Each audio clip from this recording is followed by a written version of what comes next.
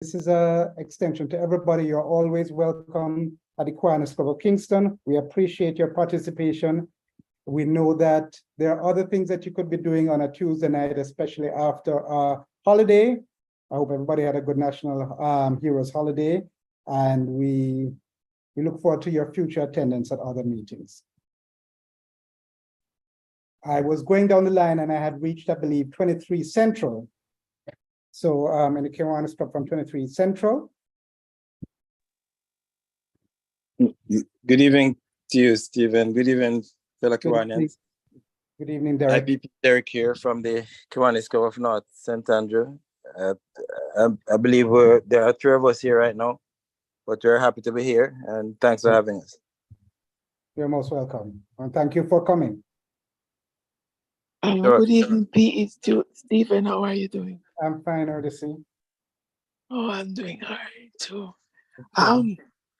At this time, I bring you greetings from 23 Central Surrey Online, and we have a delegation of 2, myself and VP Tiffany. Yes. So thank you so much for the invite, and we look forward to this interesting, informative meeting. Thank you. You're most welcome. Your voice sounds a little bit hoarse. I hope that you're not too much under the weather and that you're taking the due medication to improve your situation. Yes. Thank you. I'm working on it. Thank you so much. Have a good day. Okay. No problem. So I was going 23 Central. If there's anybody from 25 or 24 that has now joined us, now is the time to speak. If not, I would ask if there are any guests, non-Kiwanians, or persons who are joining the meeting for the first time. If you could just introduce yourself so we know who is here. I think I heard. Good evening, P.E. Stephen. Hello. Hi, this is Chairman Crystal Heaven from the Kiwanis Club of Montego Bay. We have 3 persons on so far. We're expecting more to log on shortly. We're looking forward to a productive meeting. Thank you. Thank you, Crystal, and welcome also. Any SLPs or guests?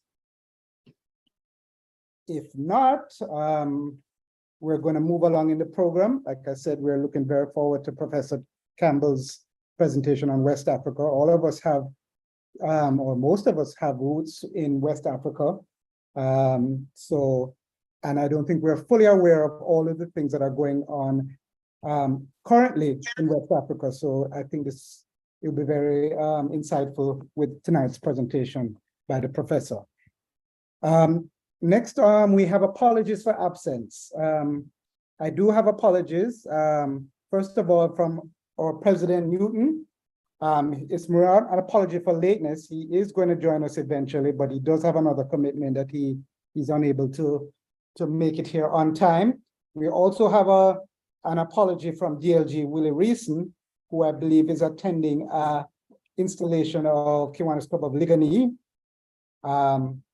Is there any other apologies for absence that any Kiwanis Club members would like to raise at this point? Those are the 2 apologies I have so far. Just to correct you, he's attending the Kiwanis Club of Barbican. Barbican. Oh, yes. Thank you for that, Ralston. Yes, Barbican.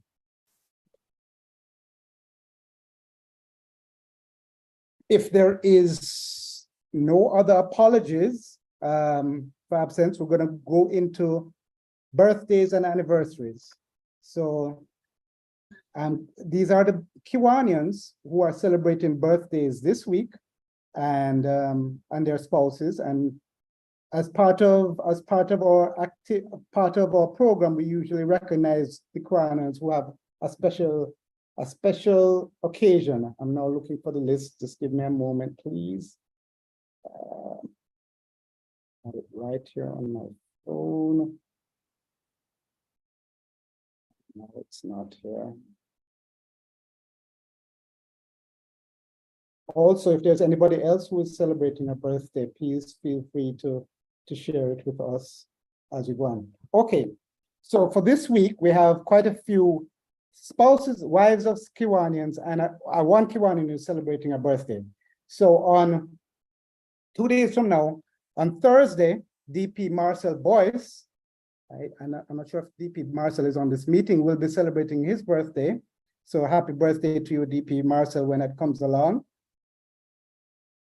And we have quite a few Kiwanian wives who are celebrating their birthdays or anniversaries. So first, PD Eric Malcolm and his wife Judith have their anniversary on the 19th also, 19th of this month.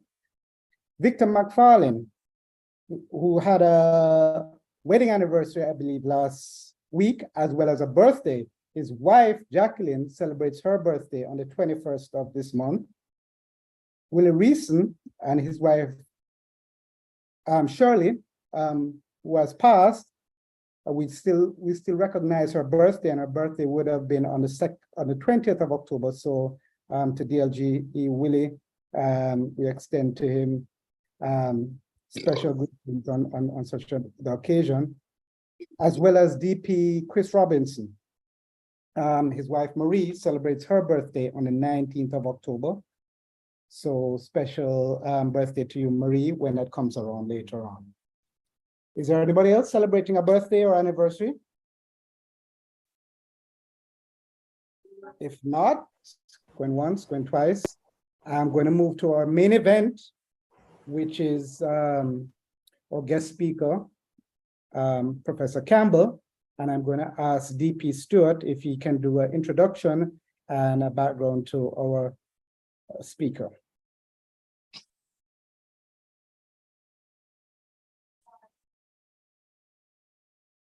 DP Stu, are you there?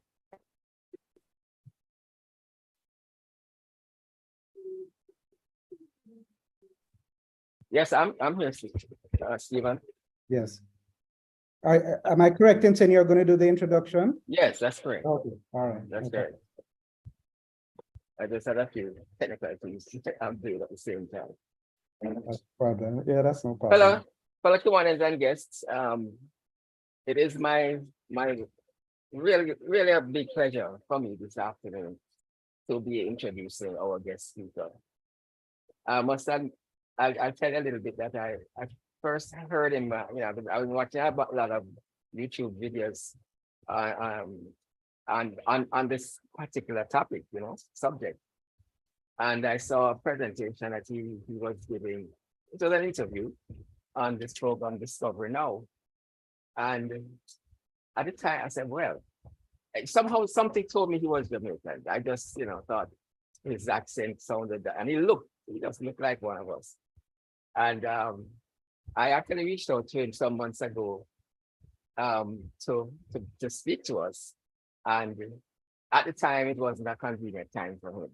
So now we are fortunate to have him. He has made the time to come to us. So I'll just give you a little bit about him. I think he's a very modest person, because I've gotten bios that are pages and pages, but he has just given us a few. So let me just tell you what I know about him.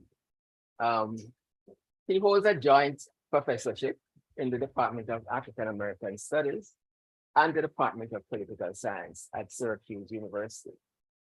And he has published widely. And when he says he has published widely, it is interesting to note that I'll just give you a little bit about some of his publications.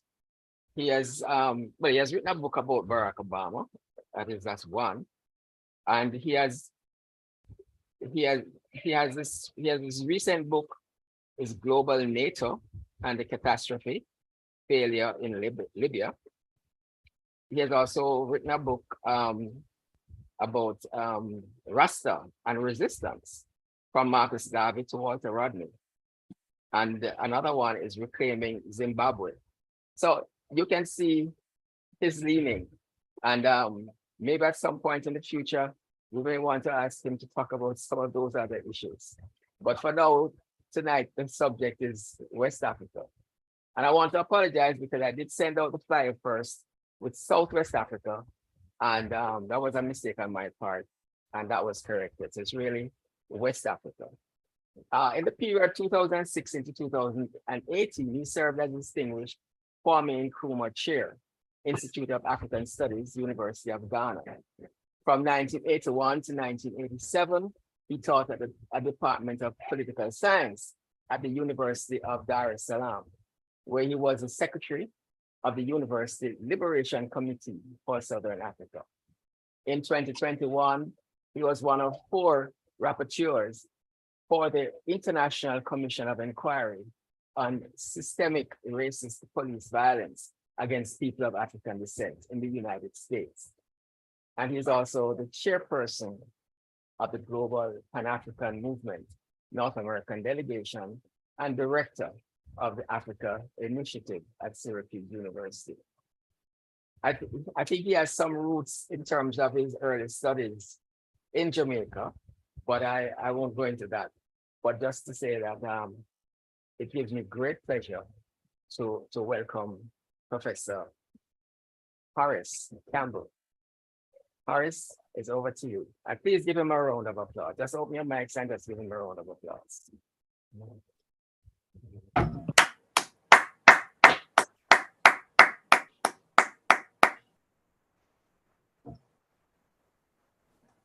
Okay, good evening. Are you gonna need your screen to be shared out at any point? If you do, I'm just gonna make the host. I don't think so. I'm hoping Okay. that No you problem. will have a good image of West Africa and that you will have some idea of the countries. I was trying to get my screen to give you the map of the region, but I will ask you to use your imagination because you have to imagine where you came from. Most of the people in Jamaica came from West Africa, especially the Upper Guinea coast, all along the coast down to Nigeria. So let me thank the Kiwanis and thank you, my brother, for your tenacity in ensuring that we had this discussion. You were after me for the past 3 months for us to have this discussion. And so I want to let you know that I am indeed from Montego Bay, Jamaica. I went to one of the best schools in Jamaica. It's called Cornwall College.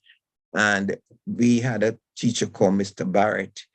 And we were taught the importance of learning and knowledge, which would be in the service of our people. But apart from Mr. Barrett and Cornwall College, I got my education in the streets because as a Rastafari, my knowledge of Africa had been inspired by my Rastafari brethren and sistering way back more than 50 years ago. And so whatever I have become and achieved came from their inspiration and what they has inspired me to be part of the movement for the freedom of all human beings. We are meeting tonight at a very delicate time in human history. Emotions are very raw, lots of confusion, death, and destruction around us. But these are the pains of a new moment in human history. And we have very, very major changes going on in the world. But the changes we want to focus on tonight are the changes in Africa that will definitely affect us in the Caribbean and in Jamaica. I want to share with you some of my reflections on the changes in West Africa in the region that is called the Sahel. The Sahel stretches all across Africa from Senegal in the west, all across to Somalia in the east and Ethiopia. And there are countries such as Senegal, Mauritania, Mali, Burkina Faso, Niger, Chad, Sudan, Ethiopia, and Somalia. We want to focus on those countries in West Africa that have been going through dramatic popular struggles in the past 3 or 4 months and the past 3 or 4 years. That is governments that have decided to remove France from their countries, and the governments that recently created the Alliance of States of the Sahel. I want to repeat this. The Alliance of the States of the Sahel is a new alliance and military treaty between the countries of Mali, Burkina Faso, and Niger. This alliance says that any country that is attacked in this region will come to the defense of each other. And this elementary statement by these three countries prevented France from mobilizing an international group to go in to reverse the military change in Niger. So my presentation tonight will talk about what great expectations we will have from the alliance of these states, especially when they move from the military alliance to setting up their own currency, setting up their own one army, and becoming the vanguard of the unification of the peoples of Africa. So our presentation tonight is from the point of view of the people of West Africa. Usually when one discusses these things in Africa, the academics discuss it from the point of view of geopolitics and geoeconomics. How does the change affect France and Europe? How will the United States and Russia and China be involved? But coming from the traditions of Rastafari and the traditions of Marcus Garvey, who talked about the ordinary peoples in Jamaica, we want to focus on the ordinary people. And we want to see how the international system will be changed by these changes in West Africa and how they will affect countries like Jamaica. So let me start by saying these countries across West Africa, Mali, Burkina Faso, Mauritania, Niger, Chad, these are very, very rich countries in materials, but they have very poor people. According to the Human Development Index of the United Nations, Niger ranks the poorest in the world. I think 189 out of 191 countries. Then comes Chad, 187, Mali, 184, and Burkina Faso, 182. So here it is that according to the indices that are produced by international organizations, these countries are dirt poor. 15% of the people have electricity in Niger. People going without food. And yet these countries are very rich. Niger, a country with 21 million people, is a country with gold, uranium, oil. Mali is the third largest exporter of gold in Africa. Burkina Faso, with 22 million people, exports gold and sorghum. So by any stretch of the imagination, we're not talking about poor countries. And yet, the structural issues of how these countries are integrated in the world economy renders them people who are very, very poor and who suffer disproportionately from Western exploitation. Now, the countries that we're speaking about are countries that have been colonized by France. British colonialism and French colonialism were the dominant colonial powers after the Berlin Conference in 1884 and 1885 that exploited and looted Africa. But France stands in a particular category in the looting of Africa. France stands in a particular category. First of all, hundreds of thousands of Africans died for France in World War I and World War II. the very day that France was celebrating freedom, the very day that France was celebrating freedom from Nazi Germany, they killed thousands of people in Algeria who were fighting for their independence. And so French military control over Africa is one that has been reinforcing French economic exploitation. The French economic exploitation takes the following, and I want you to pay attention to these. First, the French are very jealous of the fresh and clean water in Africa. I want you to bear this in mind, that in this region called the Sahel, while we above ground, there is very little water. And the Lake Chad in the region is drying up, lost 95% of the water. It's still one of the regions of the world with the largest underground water in the world. That is fresh, clean water on aquifers. And the Europeans are very jealous. They want to get at that water in the future. Second, uranium and fossil fuel. Niger has oil. Chad has oil. The countries in West Africa are very rich. And I want to spend a little moment later on uranium, which is being produced in Niger. Third, France, you have control over the commodities that are circulated in these countries. Fourth, and this is the one that is most important, for 14 African countries that do not have their own currency, the French have something called the CFA, which is the French currency, that they keep the reserves of the country in the French central bank and link it to the euro.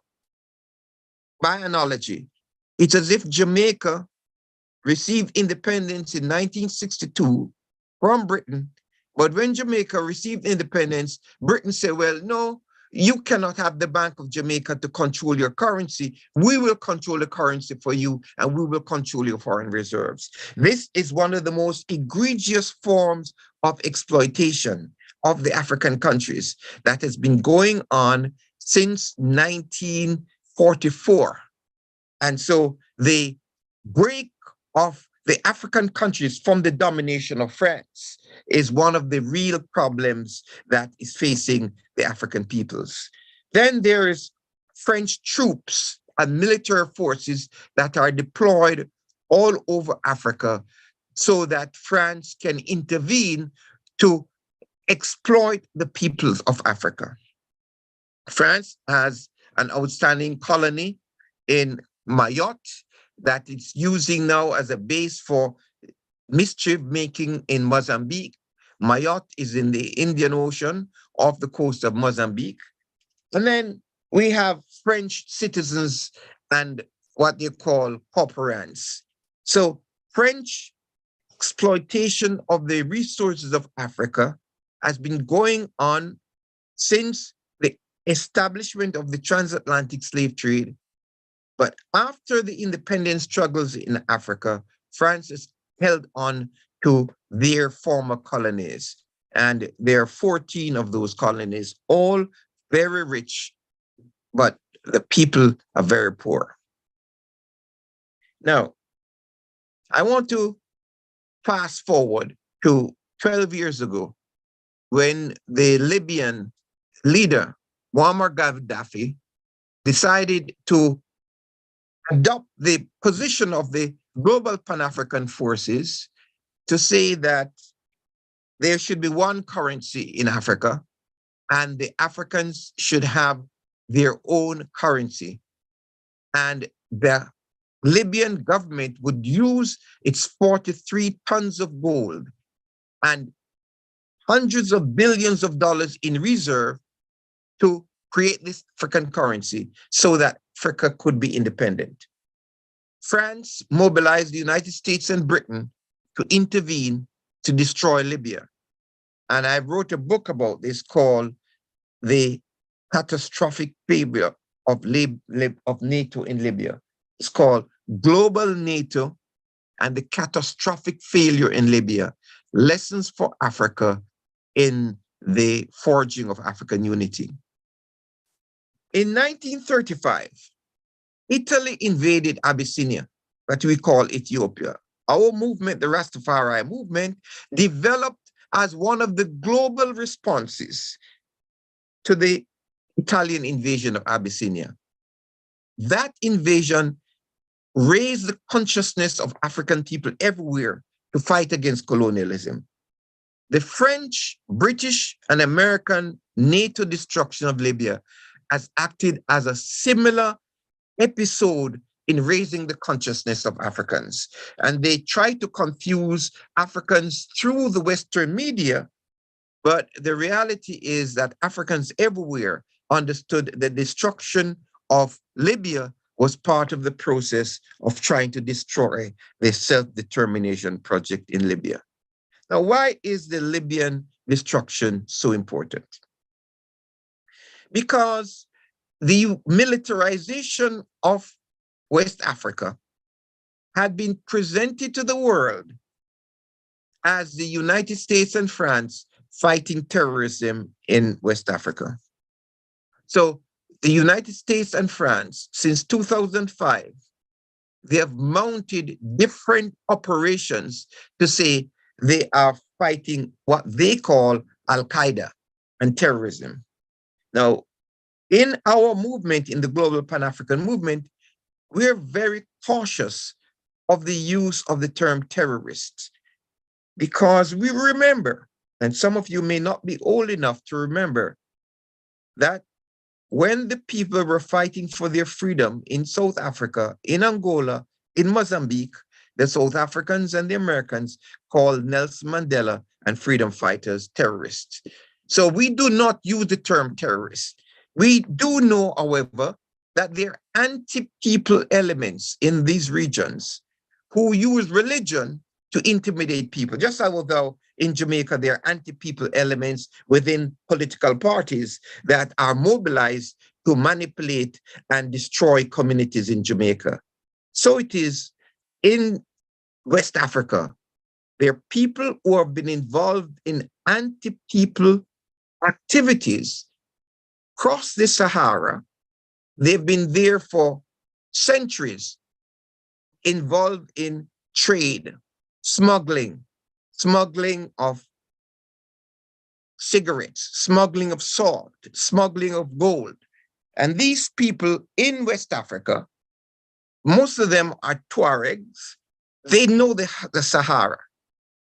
Now, what has happened in the past 20 years is that the Islamic countries of United Arab Emirates and Saudi Arabia have Islamicized some of these groups, and the West then call them terrorists. That is, they call them Al-Qaeda, ISIS, and so forth. We do not use that language. We see how Africa has been terrorized by the Western military intervention. So that's a point we wanted to make very firmly. But let us go into what we call the sequences of militarism in West Africa after the destruction of Libya. First, Libya was destroyed. Libya was one of the peaceful countries where people had a good standard of living, where the country was using its resources. Every person could go to school and go to university in Libya. Recently, you may have heard the news in Jamaica that there was a flood in a place called Derna in Libya. In this flood in Derna in Libya, 10,000 persons died in Libya. And the persons died in the floods because the dams were not being maintained. The dams were not being maintained because of a corrupt government that is kept by Britain, France, and NATO in Libya. So here it is that Libya has $100 billion that is kept by United States, Britain, and France. And yet the Libyan society has not been reconstructed. That's a crime against the Libyan people and against Africans. But more egregious than that has been the manipulation of the term terrorism in the countries of Mali, Burkina Faso, Niger, Chad, Mauritania. In 2012, 2013, the same France that mobilized the United States of America, Britain, and NATO to go into destroy Libya. And by the way, President Obama, when he left power, he gave an interview and he said the intervention in Libya was the worst mistake in his life. The British House of Commons had a parliamentary report into the Libyan intervention in 2016, and the parliamentary report of the House of Commons says everything that was done in Libya was based on lies. So I want you to understand that what France has been doing in West Africa has been based on lies to exploit the people of West Africa. So the Tuaregs, who used to be in the army of Gaddafi, were released by the French to go into Mali and into the countries of West Africa. And then France went to the United Nations and say, we are fighting terror. So the same country that mobilized the people with weapons to come out of Libya into Mali was the same country that went to the United Nations to say, we're fighting terrorists. They had done the same thing in Central African Republic in 2013, 2 years before. So this trick of manipulating terror and fabricating terrorism in Africa, I want to underline this. So I've told you about the lies. Now we're talking about fabrication. So fabrication means that you can present to the world instances of what is called terror and terrorism because it seems far away. And you use the Western media and psychological warfare to create fear about Africans. So 2015, France went to the United Nations to create what they call the G5. That is a group of 5 countries: Mauritania, Mali, Burkina Faso, Niger, and Chad, to fight against terror. But what the people in Mali found out, that although there was a United Nations MINUSMA, that was the name of the United Nations peacekeeping force, there was an increase. There was an increase in the terror attacks. So France is in Mali to fight terrorism, but yet there is an increase in the attack. So the people of Mali were very, very angry. And I think in 2020 and 2021, there was a military coup and they called for the removal of France. In calling for the removal of France, France moved its troops to Burkina Faso. There was a military coup in Burkina Faso. France moved its troops to Niger. And in Niger, on July of this year, there was a military coup in Niger. I wanted to spend some time on this military coup in Niger because in Mali, it's a country very rich in gold. As I said, it's the 3rd largest exporter of gold in Africa, and the people are very poor. They invited the Russian Wagner Group to come to assist them. And what they found out is that they did not control their own airspace. For them to use their airspace, they had to ask permission of France to use their own airspace in Mali. So the Burkina Faso and Mali removed France, and France went into Niger. Now, Niger is a special case because Niger is a place that the United States and France built a military base in the place called Agadez to monitor terrorists. But I want to say something more about Niger, why it is important to France, because Niger is the number 5 producer of uranium in the world. Uranium is a mineral that is used for nuclear power reactors. Uranium is very important for nuclear power. Uranium, France gets 70% of its electricity from uranium.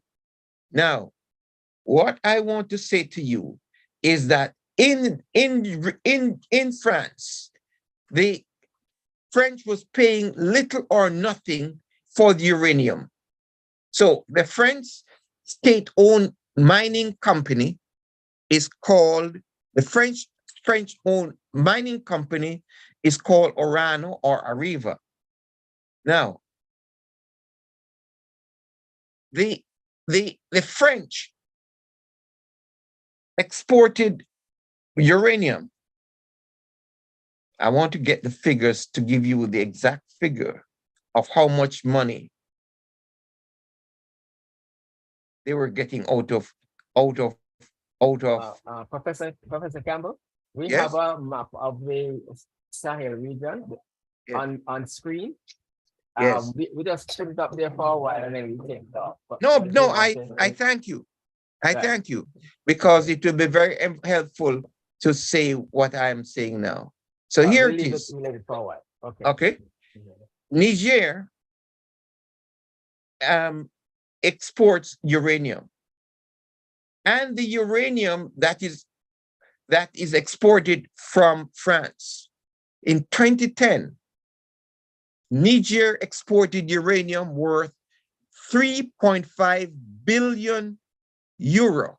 That is $3.8 billion to France, but only received $455 million. That is, the French gave the people 13% of what the uranium was worth from Niger. Niger raised, since the coup d'etat in July, Niger raised the uranium price from 0.80 euro per kilogram to 200 euros per kilogram. In other words, if Niger decides not to export uranium to France, it will have dramatic consequences for France, but little impact on the Nigerian economy. I want to stress this. 70% of the electricity in France comes from uranium, most of which comes from Niger and Kazakhstan. 80% of the people in Niger do not have electricity. I think only 15%. Uranium is used for nuclear power plants, nuclear reactors, run naval ships on submarines. So uranium is a very important strategic minerals for France. And that is why France was so gung-ho on going to remove the military coup. And I want to stress that from our movement, the Global Pan-African Movement, North American chapter, and our movement, the Rastafari movement, that is the Rastafari come from the spirit of Walter Rodney and Bob Marley and so forth. Our movement do not support military coup d'etat. But when you have civilian governments that are corrupt, that do not work in the interest of the people and work in the interest of France, you can see why this would have been very popular in West Africa. So the uranium that was coming from Niger, the people got more money from growing onions than from uranium. So France was asked to leave Niger in September. Before France left, it did very, very rapidly to mobilize countries like Nigeria, countries such as Senegal and the Ivory Coast and ECOWAS to say, we support democracy and we want to reverse the military coup. But the leaders of Mali and Burkina Faso said that any military intervention by France and ECOWAS against Niger would be an intervention against the people of Mali and Burkina Faso. And so France had to back down. It's a major defeat for France. Now, this defeat for France has led to what we have now seen called the Alliance of Saharan States. That is the three states that you see, Mali, Niger, and Burkina Faso have created a military alliance. And this is a very new and important development in Africa. Let me now move to the conclusion about what this means for the African Revolution and what this means for France and the rest of the world. In Sudan, the people of the Sudan, and Sudan, if you look at the map, just next to Chad is the Sudan. One of the most profound revolutions that have happened in Africa in the past 10 years took place in Sudan. The United States, Saudi Arabia, and United Arab Emirates have been supporting the military who had a coup d'etat in October 21st, 2021, to reverse the revolutionary gains of the people of Sudan. And yet, nobody was talking about bringing in troops to remove that military. And we want people who are conscious and in Jamaica to pay close attention to the situation in Sudan, especially the Sudanese women who have created resistance committees to defend themselves. And we want to end the militarism against those people. That's the first point. The second point is that in a country such as Gabon, Gabon is another country in West Africa that is in the western part of Africa. As you can see down below Nigeria, Cameroon on this map, you'll see Gabon. Gabon is a country that is very rich in manganese oil. It has one of the most corrupt governments in Africa, Ali Bongo and his family. There was an election in August in Gabon. In that election, in Gabon, for 2 weeks, they did not announce the results. And the night that the results were announced, that gave victory to the governing party of Ali Bongo, the military carried out a coup in Gabon. It is our estimation that that coup was inspired by France to preempt the people who lost the election, the people who actually won the election, from going on the streets to take power. Because the people who carried out the coup in Gabon were actually relatives of the family of Ali Bongo. It's the second point. First point was about Sudan and the popular struggles. Second point is about France carrying out mischief in Africa, but France is now very isolated. And I would encourage most of you listening to get a copy of the speech of the Mali representative that was given at the General Assembly at the United Nations in September. The third point about the United States of America. The United States of America is very nervous. The United States of America has created something called the United States Africa Command, which has been going around Africa saying they're fighting terrorism. That is really supporting the entrenchment of US military in Africa to say they are getting ready to fight China in Africa. So what we've seen, and we urge you to watch very carefully what the United States is doing in Niger. This is what they've done in Libya. The United States is using Libyan oil to be able to control the Europeans, the Germans and the French. Now, in Niger, France is very dependent on uranium.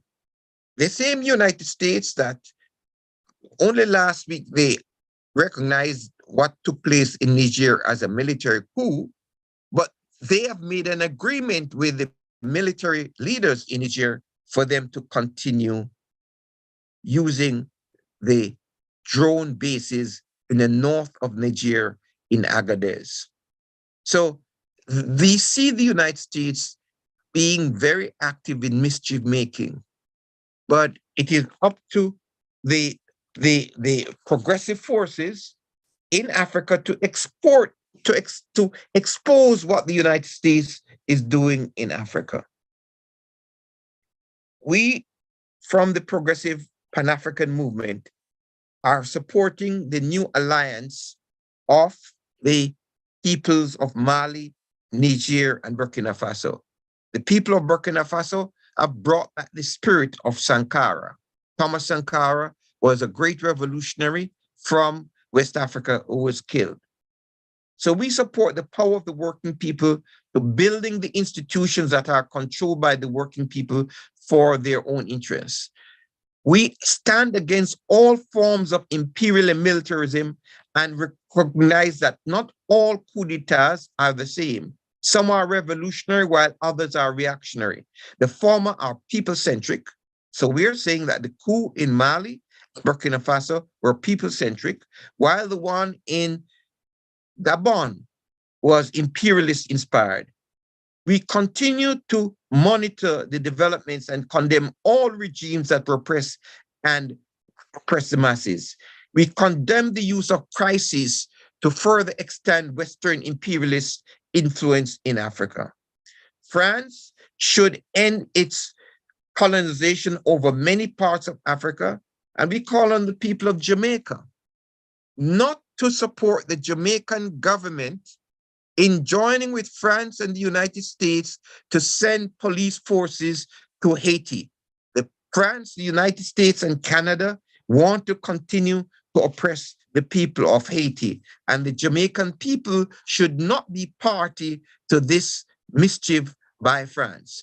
We support the bolstering of alternative economic ties among the African peoples, and we implore those of you in the Kiwanis Club in Jamaica who see yourselves as Pan-Africanists, who see yourselves as proud Jamaicans of African descent, to follow the developments in Africa very carefully so that Jamaica can stand with the progressive forces in Africa as they did in the time of the fighting against apartheid. I think I'll stop there so that we can give some time for questions and I can elaborate on points that I made for this presentation.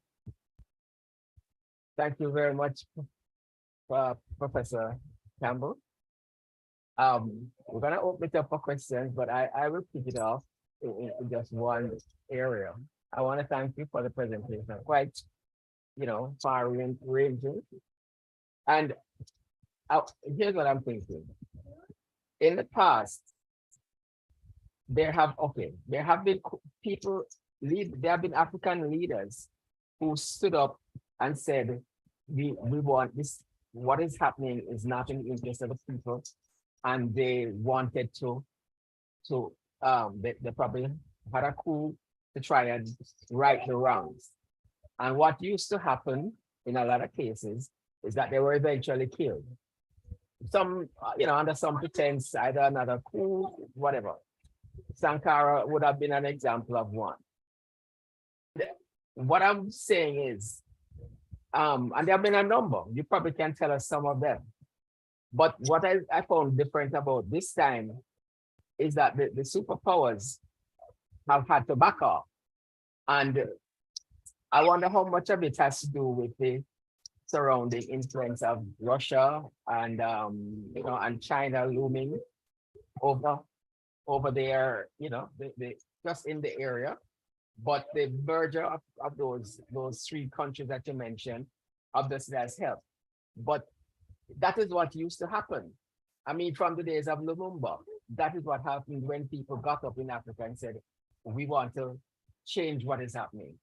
Can you comment a little bit about this particular change as to whether or not we have broken the back of this thing, because it has been going on for some time.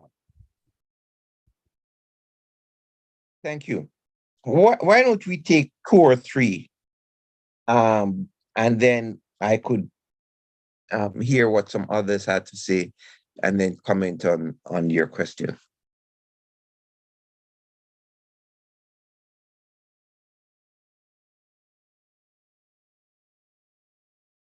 Any other?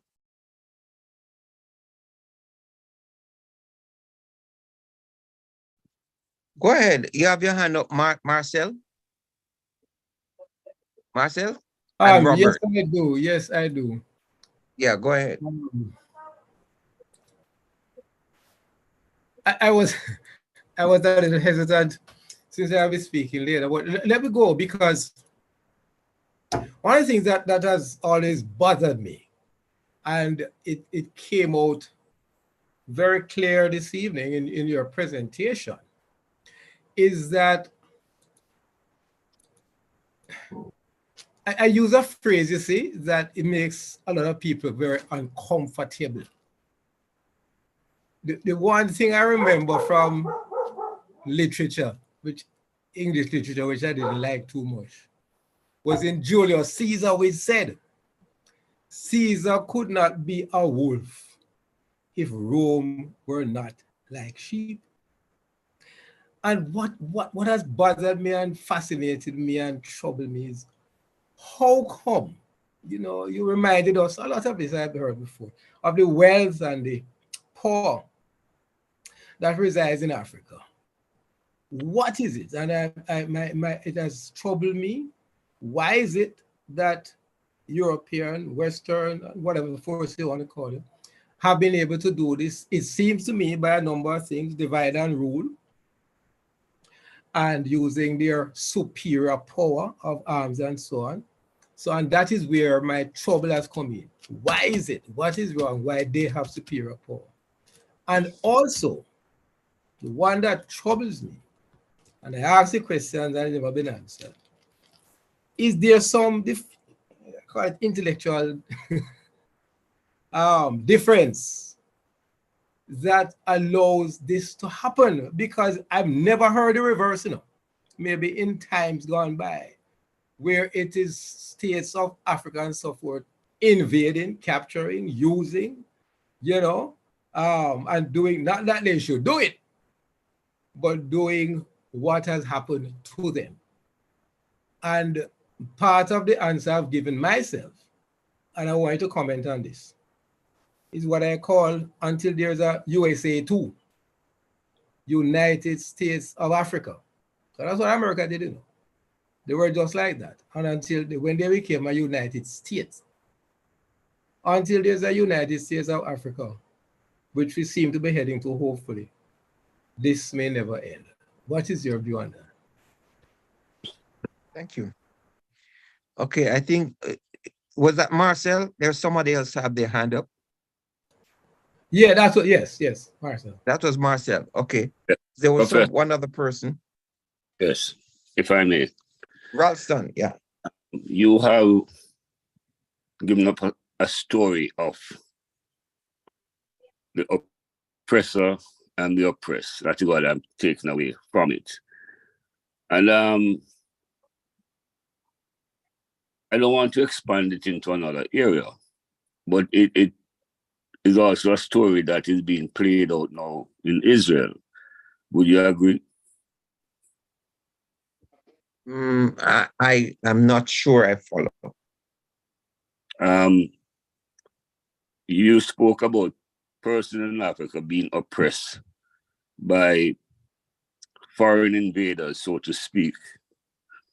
And I'm trying to equate it with what is happening with the Palestinians and I know it's a totally different subject, so maybe I should not. No, but please go on. I want you to be explicit in who is being exploited in Palestine. I want you to be very clear, so I do not have to guess what you're saying. Yeah, for me, the liberation force in Israel and Palestine is Hamas. Okay. Yes, but Hamas is being roundly criticized throughout the world for the Okay. role they have played in trying to liberate their people. Okay. Okay. Thank you, Ralston. So let me take those three. I see Stephen. Good night. Yeah, Who's that? Who's that? Robert? You're leaving? No, I think I had my hand up at a time. Okay. okay. Go Well, ahead. let's take Robert. you and then I will answer and we'll have more than one round because we are here to do what our brothers and sisters all do, called groundings. But go ahead, Robert, and then we'll take you and then we'll go for another round. I have not read your book, but I did some reading about Gaddafi from Lebanon, and I could be wrong. You mean from Libya? From Libya, yes, from Libya. That they America and France bombed the water pipeline that Yes. he had built. Now, Yes.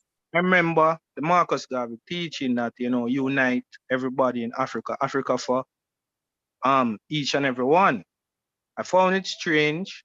Mansa, richest man that ever lived in Mali, who you mentioned with the gold, that these countries, I think Gabon, Mali,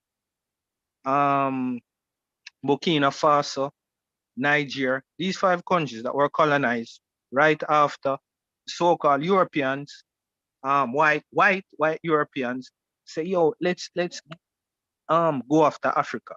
That these same countries, which are part of the big wide Africa, was 54 states, if I'm right, have so many resources that what Gaddafi said is just let us come together.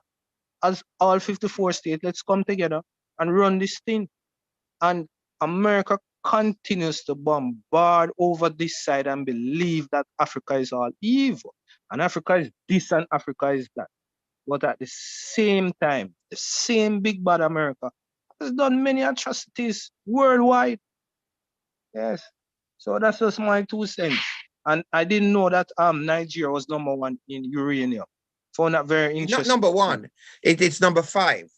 Oh, #5. I didn't really know. I found that one very interesting. Okay. All right. Well, Stephen, we're going to wait for you for the next round, okay? All right, no problem. Is that okay, Stephen? That's fine. That's fine. Go ahead. Okay. Well, thank you so much. The first is the question of the geopolitical situation in Africa and the advent of Russia, China, Brazil, India, Turkey, Japan, the European Union. This is a new development because Africa is like a young bride that everybody wants to get to. Because everybody knows that Africa in the 21st century is going to be the force in world politics because Africa has clean water, clean air, minerals, and more importantly, lots of young people. So China has been developing strong relations with Africa, and the Chinese relation in Africa is double-edged because it is based on which section of the Chinese are operating in Africa. But from my point of view, it is up for the Africans to decide on their relations with China. Russia is a different matter. Russia is something that the Africans have to make decisions about. And with the people of Mali, Burkina Faso, have developed very good relations with Russia. And in my view, this is positive. I'm going to make a distinction between the Russian relationship with Mali and Burkina Faso and the Russian relationship with Sudan. Because in the Sudan, the Russians are supporting the people who are opposing the revolution in the Sudan. So I would want us to urge that we examine the Russian relationship with Africa on a case-by-case basis and the extent to which the people have some power. Then we should say, yes, the people should strengthen their relations. And in the case of Mali, as I told you, the Malians did not have control over their airspace. Now they have Russian satellite and technical equipment to control their airspace, which prevents France from intervening as they intervened in the past. In our position, we believe that countries such as South Africa, Tanzania, Angola, and Namibia.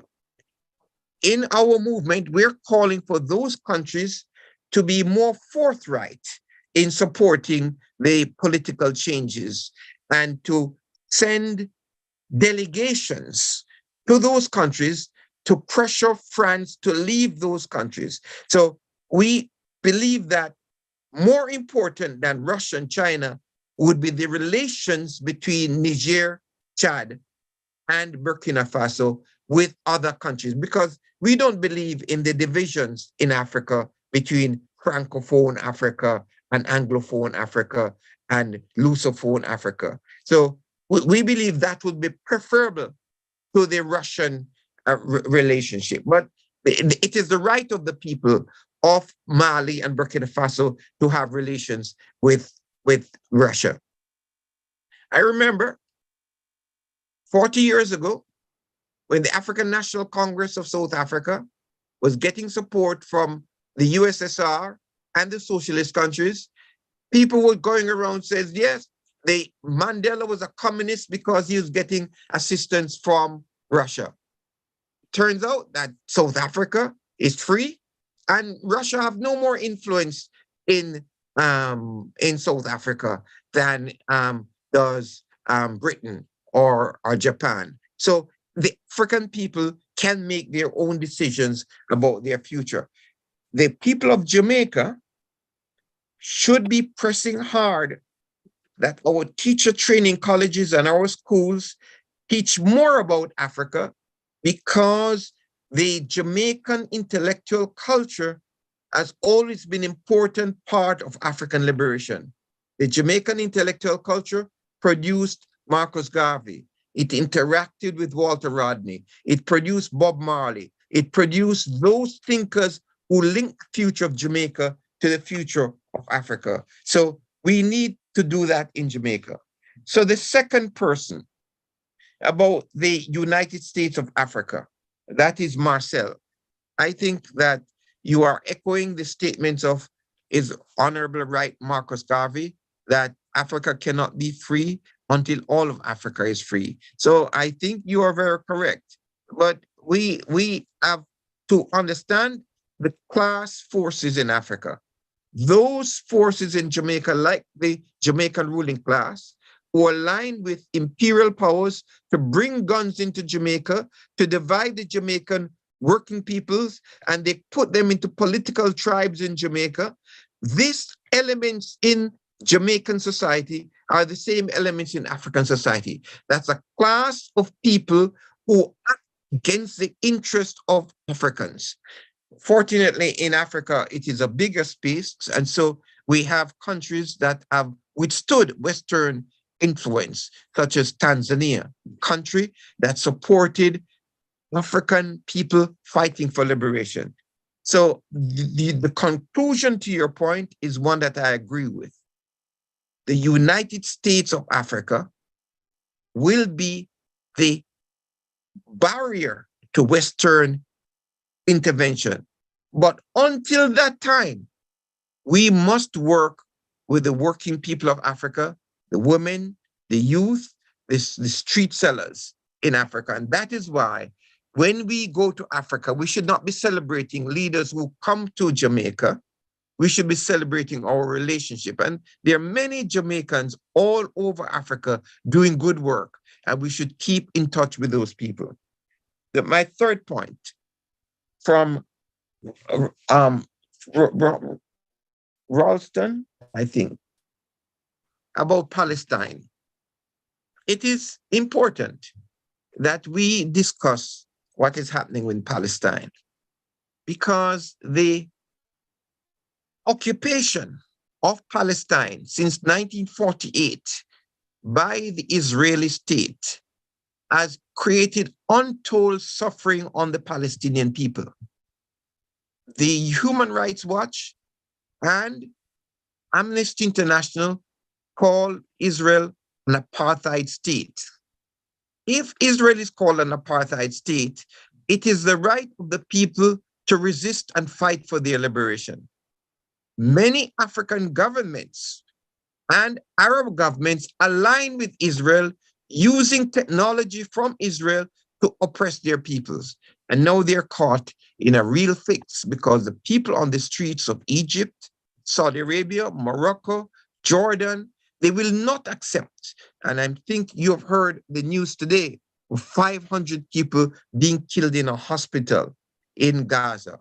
This is crime against the people of Gaza. And I believe that we should not be bombarded by Western propaganda.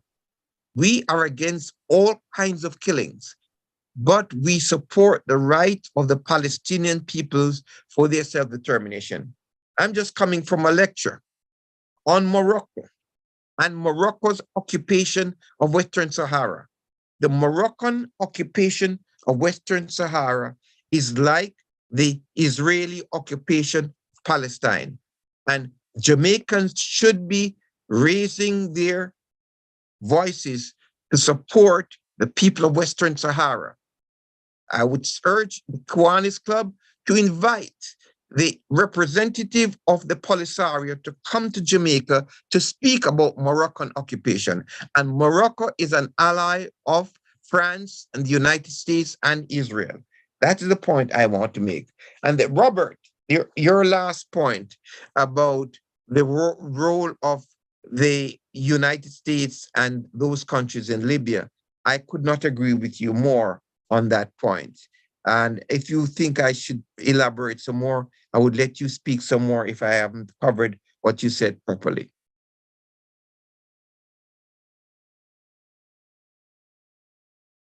Okay, Did I thanks a lot. answer your question, Robert? Oh, yes, I'm here. Yes. As I said, I did my research. So, yes, thanks for answering that question. I did my research, even though I'd love to read your book now. Well, please, you can find it online. It's called Global NATO and the Catastrophic Failure. And what I'm urging is that books like these should be taught in the teachers' colleges, in the high schools in Jamaica. And organizations like the Kiwanis Club should give prizes to young students who study Africa, send them on trips to Africa, build exchanges with Africa. Go ahead, Stephen. Stephen, your turn to ask a question. Yeah. Yes, Professor. Just I was just quickly. I recently found out that Denmark and Norway had an influence in the Caribbean. They had once colonized St. Thomas and St. Croix, and by extension, I also saw that they were part of. They had influence in West Africa. There is such a thing as a Danish Gold Coast. I was wondering. I know the presentation today had focused on France, but I wanted you to maybe speak briefly about Denmark's influence on West Africa. Yes, thank you. Denmark had islands in the Caribbean, and this is one thing Jamaicans should be speaking more about. St. Croix and Virgin Islands were islands that were owned by Denmark that was sold to the United States of America. So one of the great Pan-Africanists actually came from the Virgin Islands that was owned by Denmark. Denmark was a great shipping country that was involved in the slave trade. Jamaica is one of those countries that has been involved in the reparations discussions. The Caribbean Reparations Commission, they have carried the discussion on reparative justice to the highest levels in the world. The Danish government needs to be presented with the facts. I think there was a Danish ship that was brought up from Costa Rica, and they went and they apologized. But we want more than an apology. We want to teach our children about the role of Denmark and these states in the slave trade. Now, Denmark is a member of NATO, and Denmark is an ally of the United States, but they play a very low-key role, but they are purveyors of white supremacy, like North America and France. And they had an influence in West Africa, in Ghana. Is that correct? They did, but because there are small countries such as Holland and Britain and France overshadowed them. So they played second fiddle to Britain in the exploitation of Africa. Okay, understood. Thanks. Okay, I think we are going to have to bring this to a wrap. I will give if there's anybody else who just wants to push up their hand quickly, we could take one more. But if not, No, I cannot understand that. In the Kiwanis Club, not one of the sisters have a question. Is this a male-centered organization?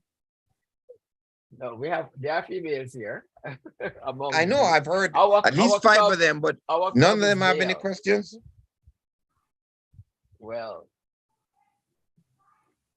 maybe it's because women have covered the gamut. I don't believe that. I don't. We men always want to speak for others. Somebody has their hand up there. Okay, that's not a gentleman, Mark. So somebody had their hand up. Yes, Mark. But that's a gentleman. Go ahead, Mark. All right, thank you. I don't know, you may or may not choose to answer. I'd just like to, in respect of the current Israel-Palestine matter, there was a pronouncement made forward on behalf of Jamaica. I don't know if you have any comment on that. In terms of I'm sorry, I did not know the comment. What was said? I think just briefly I saw where the PM had signal support solidarity. I think the PM really condemned the Hamas attack. I don't know if it went further than that, but he did condemn the Hamas attack. Right. On the Israeli. Yeah. One directional though, albeit. Well, I think members of Jamaican society should do educational work. I would urge you to listen to the position of the South African president, Cyril Ramaphosa, and the South African Foreign Affairs Minister. Those are 2 statements from African leaders that have been very clear that they stand with the Palestinian people. And as a chairman of the Global Pan-African Movement, you can go on the website, Global Pan-African Movement North America. We have a statement. We stand in solidarity with the Palestinian people. We make no mistake about that. And we condemn Israeli occupation and settler colonialism in Palestine. So that would be my view.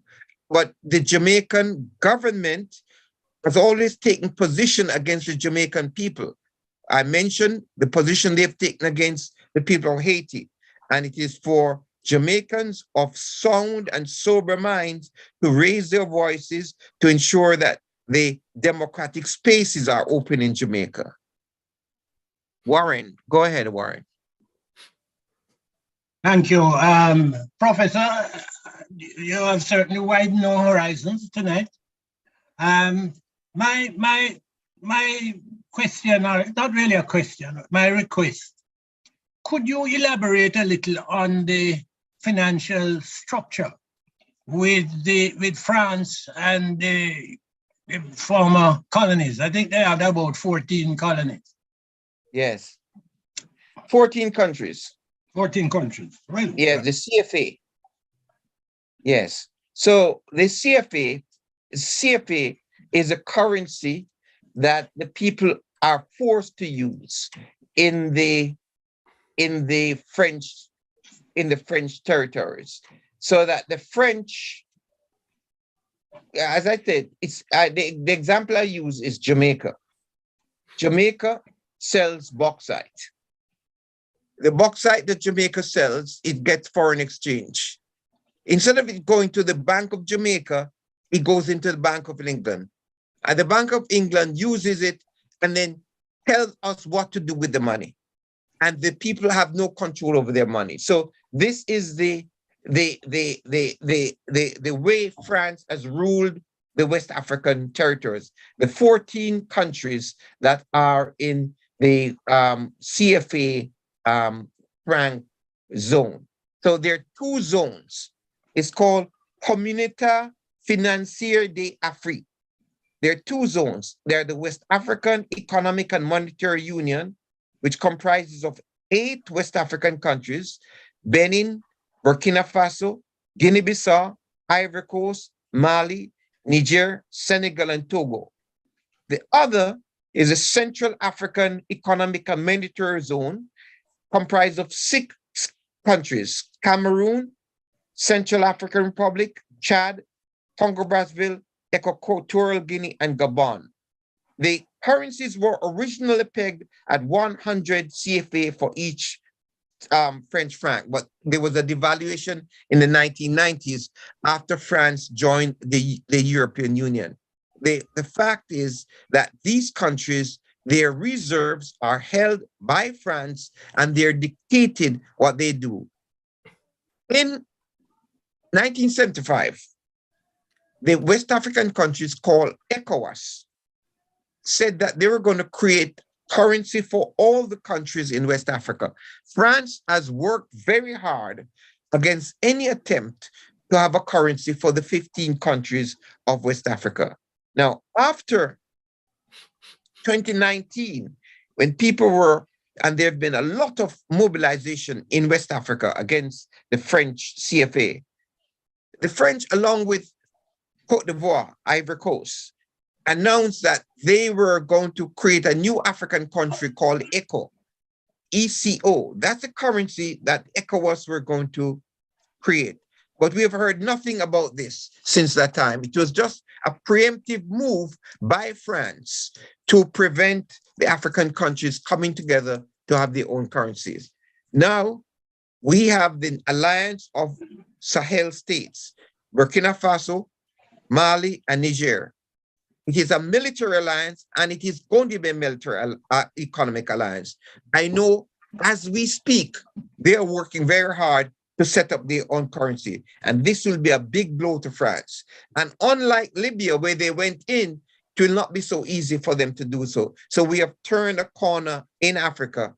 And if we can have an alliance of Niger, Burkina Faso, and then bring in Chad and Sudan, we will be moving very fast towards the unification of Africa. So the United States of Africa that the African Union is working for will be closer than we imagine. Okay. Okay, thank you. Thank you, Professor.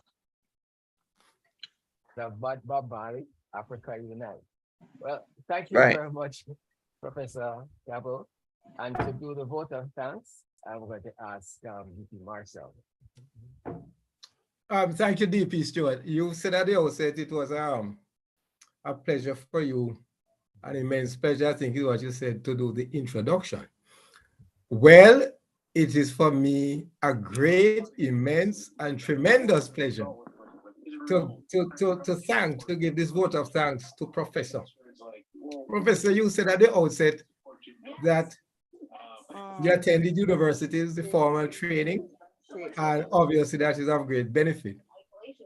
But you also made the point that your greatest university was the University of the Street.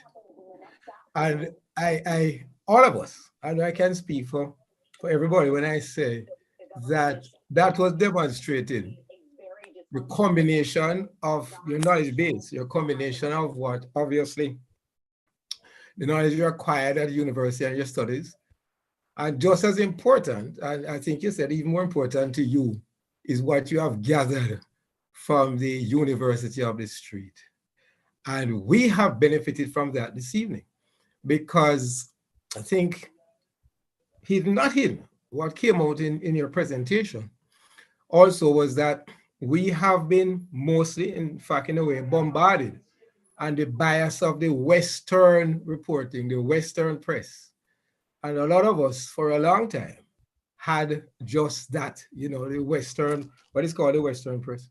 But what you have done this evening is broaden the information, the landscape of information in a really, really deep way, because not only imparting the knowledge and the information you have, but to also put it in perspective. and the geography, the geopolitical, the economic, and how they all connect, and where we were, and your knowledge, the history of things in the past and the present, and the futuristic aspect that you put on it, really put it in perspective. And we really appreciate that. You're bold. I really appreciate and must say that your boldness, boldness, frankness, and honesty, because you did also in the presentation indicate that there were African states and countries and leaders who have not gone the right way. Let me put it nicely, right? And you called it out. You called it out. So we obviously realize that despite the leaning you have, you're not biased or blinded to the fact that there are African countries and leaders who have work to do, who have to be corrected. So we really got a treat this evening. We appreciate it. As I said, your knowledge, especially in the context you're able to put it from your experience in the street, benefited us all, and not just from what we have heard, the bias from the Western media reporting. And also, I must say, I appreciate the suggestion you have made about awarding a prize, for instance, to encourage, and something we have to take up, encourage more reading and studying and gathering of information on all that's happening. And if we were able to, as a club, be a part of that and award prizes for, involvement in that. So we thank you. We have learned a lot this evening. We have heard a lot, and our scope and horizon have been broadened. Thank you very much. We have a certificate of appreciation to present to you. We are showing it on screen now, and I know arrangements will be made to have you receive this in due course.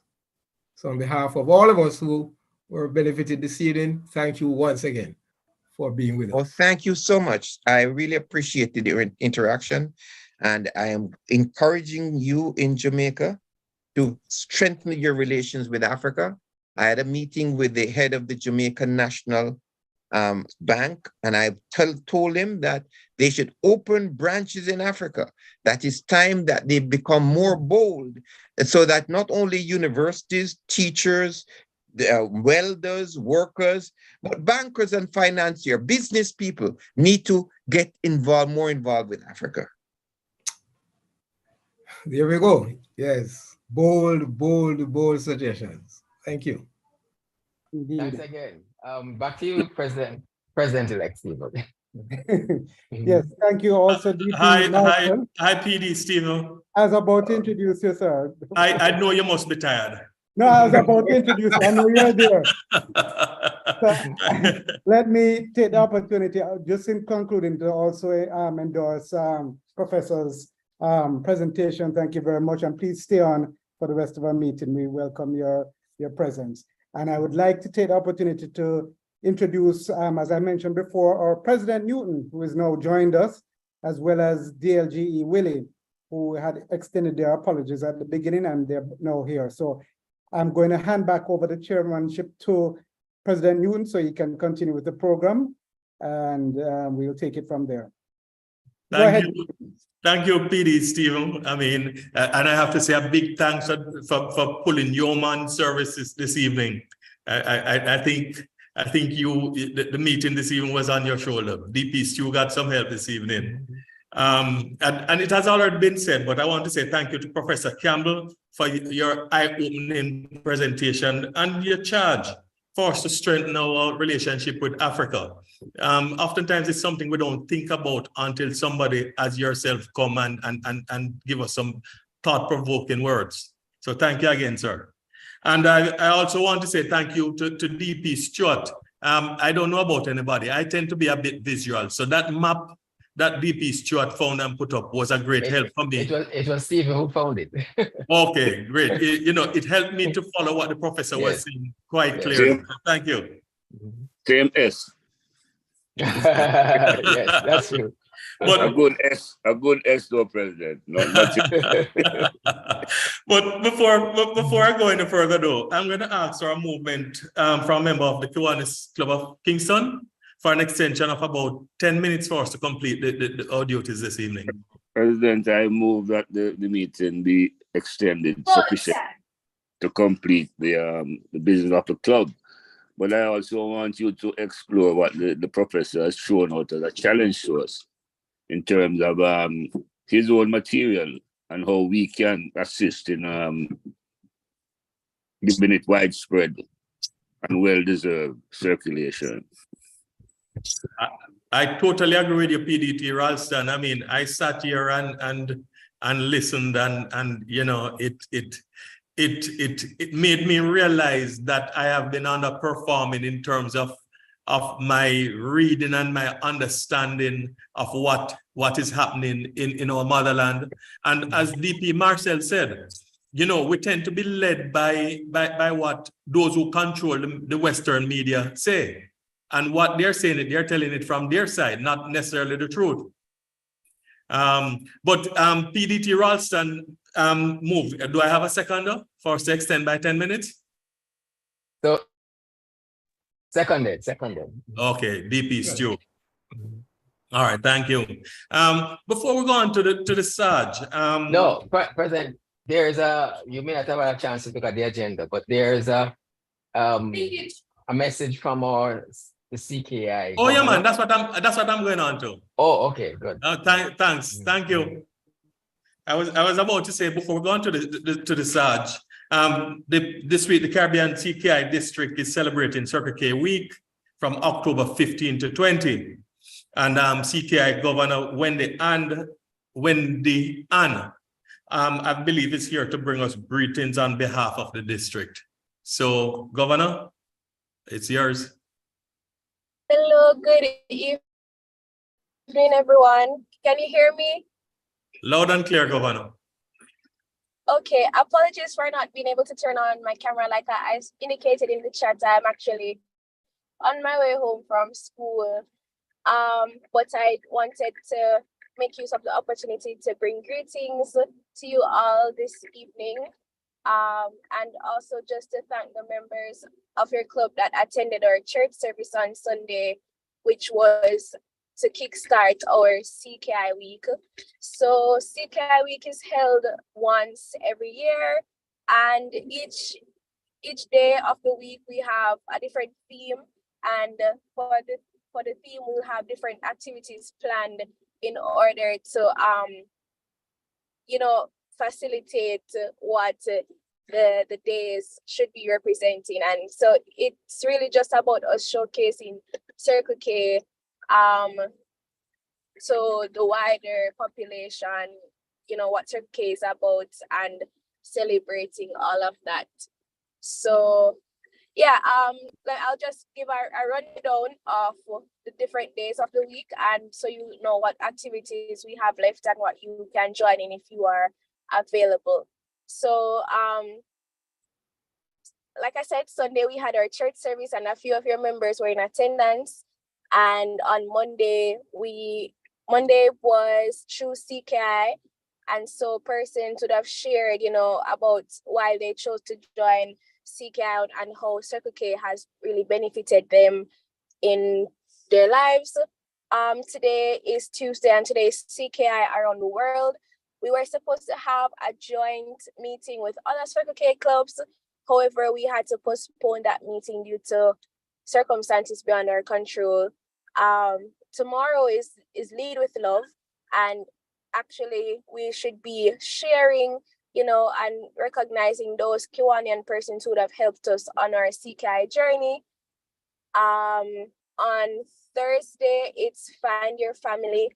And so Thursday we'll be having our mass meeting, and that will be at UTEC campus, UTEC Papine campus, from 3 p.m. to 5 p.m. So you are also free to attend our mass meeting if you can. And Friday is Random Acts of Kindness Day. So there isn't anything really planned for that day because, like it says, it's Random Acts of Kindness. So persons will be doing whatever to persons around them. to show their kindness. And on Saturday, we'll be having our Saturday is Do Something Day. And so we'll be doing a tree planting project at the Kiwanis Club of downtown Kingston, their children's park there. That will begin at 9 a.m. And so we'll actually be partnering with that Kiwanis Club. And so you can also join, lend a hand, plant some trees as well if you are interested in doing so. And so that is it for our week of activities. That's what we have planned. And like I said, our activities are really just to commemorate CKI and to celebrate it so we can showcase what the organization is about. And since I have the floor, I should just also advertise our next flagship event, which will be our District Leadership Fall Conference. And that will be from November 11 to November 11 to 12. That weekend, from the Friday to the Sunday, I guess it's November 10 to 12 rather. We'll be having it at the Life in Abundance camp in Manchester. And there is a cost for Kiwanians if you'd like to attend just for one day for the Saturday. I believe it's $6,000. And if you want to stay for the entire weekend, then it's $12,000. There's a graphic that will be shared with that information soon, but that is what I'm remembering off the top of my head right now. So our District Leadership Fall Conference, it's basically a weekend where we have the different clubs come together, and it will be having fellowship and like games and so on, as well as having workshops. So we'll have a bit of leadership training as well as a lot of socializing activities for persons to get to know each other across the district. And yeah, that is it from me. I just wanted to say thank you for allowing me to bring greetings here at your meeting and to also share about CKI Week and the LFC. And thanks again to DLG Willie and Mr. LG and Mr. Bachelor, who attended. I'm not sure who else would have attended the church service, but Mr. Bachelor and Mr. Reason have been there for me since I was a part of Key Club. They were the ones to really encourage me and help me to become where I am now in CKI. So I know that this Kiwanis Club contributes a lot to the development of young persons, and I'm a product of that. And so I just wanted to say thank you. And so even though I knew I'd have class and I'd be on the road, I didn't want to pass up on the opportunity to bring greetings, because I definitely benefited a lot from the support from this club. So thank you once again. Thank you, Governor Wendy, for your message. And yes, I did see the pictures from Sunday at the church service. Everybody's smiling, looking like they're having fun. I just want to remind persons on this platform that it's a packed week for the CKI. And as you hear, Governor Wendy has just outlaid what they have for the rest of the week. So just look, see where it is that you can lend your support, and please go ahead. I mean, it means a lot. It means a lot to the movement.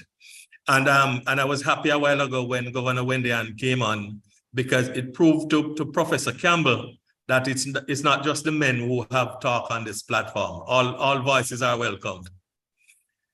At this point, I'm going to invite our Sarge, Kiwanian Zuri Johnson, to do what he does best. Sarge? Is the Sarge here? He's doing what he does best, so keep silent. All right. Well, whenever I'm in his site, I notice he's very active. Whenever I'm out of his site, I notice he's very silent, but that's okay. All right. But since the Sarge is my new best friend, in his absence, I will just say each member of the Kiwanis Club of Kingston that for tonight, you contribute $300 each to the coffers. All right. So let's move now to notices and announcements and interclubbing opportunities. For announcements, as you know, our Christmas ball is coming up quickly. It's going to be on December 15. And you know, for it to be the success it has always been, we have to plan properly. So all members of the Christmas Ball Committee, remember we have a meeting at DLG Willie's house this Thursday at 6 o'clock. Also, interclubbing opportunities, Friday, October 20th, St. Hugh's Key Club installation of officers will take place at 3 p.m. And we're asking all who can go out and support them. St. Hugh's is always a big supporter of the Kiwanis Club of Kingston. So all of us who can support them, please do so. DLG Willie, welcome. I don't know if you have any other announcements or interclubbing opportunities to announce.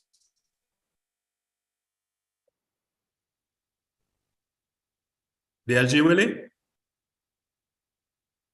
President. Yes, I'm PDT Ralston. I cannot let it go. Good evening, President Newton, Crystal Heaven from the Kiwanis Club of Montego Bay. Hi, this Chairman Thursday Crystal. we'll be having our meeting. Our guest speaker will be DLG Beverly.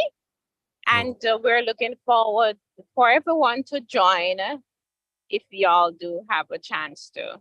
What time does it start? Chairman Crystal, what time your meeting starts? Okay, PDT Ralston. Sorry, I'm on the road. Our meeting starts at 6, and I realize you have a meeting at 6 too. So it's a possibility that some of your members cannot join, including board members. Okay, but we will try and multitask. Thank you, Chairman Crystal. PDT Ralston, you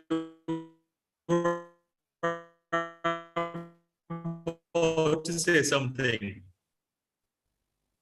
Yes, PDT Ralston, you President. said you could not let it pass without you doing something. Yeah, but I always yield to beautiful ladies. I could not let it pass out. Once again, thank BP Stewart. He continued to bring us excellent speeches where we get so much a wealth of information. And I want to personally thank you. And I know it was always a practice in this club that when people come and impress us, we try our best to get them to become even symbolic members of the club.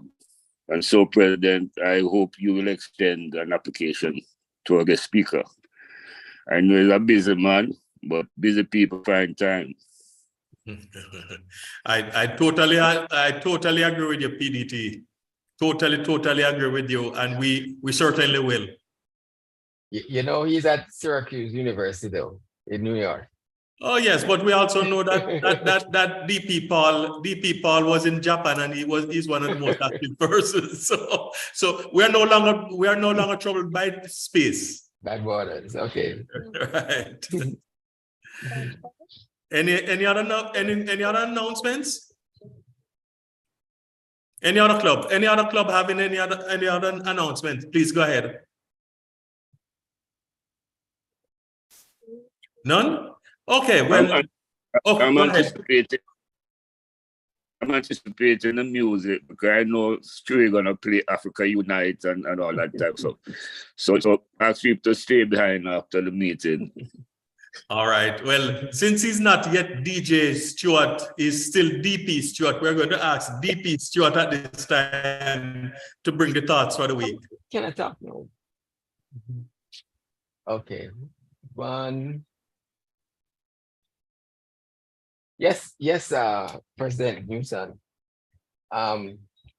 Whenever I have meetings like this, I'm kind of always taken up with what goes on before. But I have found some things. This one is let me just throw this one in. For those who are worried about criticism, the best way to avoid criticism is to say nothing, do nothing, and be nothing. So never worry about being criticized unless you choose that particular strategy. And here's one: when your memories are greater than your dreams, you're in trouble. That's a John Maxwell quote, but he didn't make it age specific. So I don't know where the cutoff is. But generally speaking, when your memories are greater than your dreams, that's not good. So those are my two quotes for the week. Thank you, DP. It's true, quite apt. Is there anyone who wants to say anything? Any announcement? Anything at all? No? All right. Well, at this point, it has been a great meeting. As I said, Professor Campbell was right on point, and I'm pretty sure a lot of us are going to be reading a lot more and dissecting the news when we hear it instead of just taking it at face value. So at this point, I'm going to ask each and every one of you to just raise your glass and drink a toast, raise a toast to Kiwanis International, Jamaica Land We Love. This meeting of the Kiwanis Club of Kingston is now terminated. And Professor Campbell, DP Stewart, DP means distinguished president, which means he was a president of this club at one point, and he has distinguished himself and the club. So now that the meeting is over, he switches to his other hat, which is DJ, meaning disc jockey Stewart. So he's gonna be playing some. I'm pretty sure he's gonna be playing some really good music that you want to hear. So